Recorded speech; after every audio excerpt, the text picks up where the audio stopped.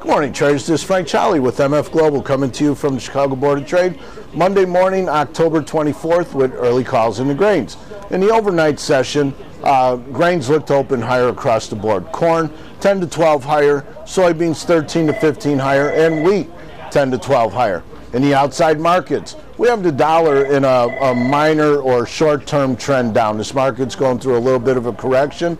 And this is helping to support commodities in general, but also the markets, we're going back and forth. You've heard me say over and over again, risk on, risk off, and you know, the new way to look at it is optimism or concern. So right now the markets are optimistic that the Eurozone is close to reaching a deal. Look, we've been here before, and I'm not convinced that they're finally going to get it right, but there's some hope that they're closer to a deal, and that a deal could be met this week.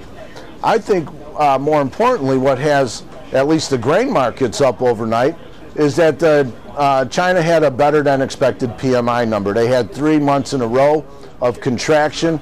Yesterday or overnight, they broke that streak. That losing streak, at least temporarily, looks to be over. So I think that's really where the strength in the grain markets came overnight.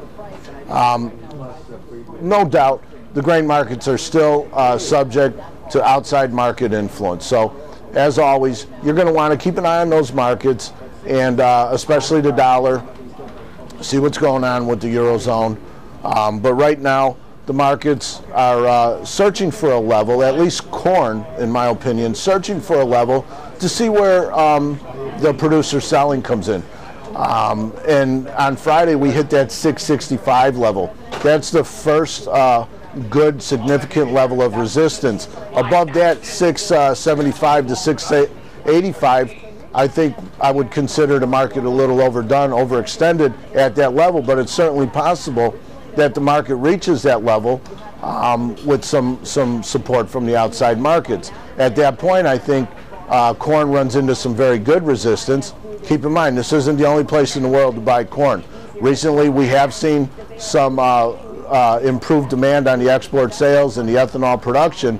However, that's because the markets were at lower levels a week or two ago. Now, I still think that this harvest pressure is something that's going to start to weigh on the market regardless of the strength in the outside markets. I think the producers start to step up very soon as we test this 665, 675 range.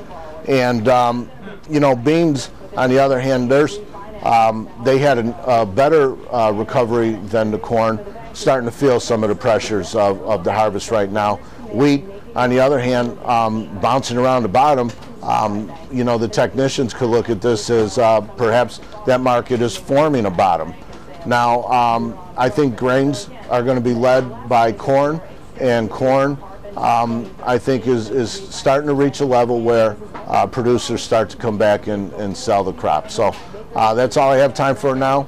As always, remember that trading commodity futures does involve substantial risk of loss and is not suitable for everyone. Thank you.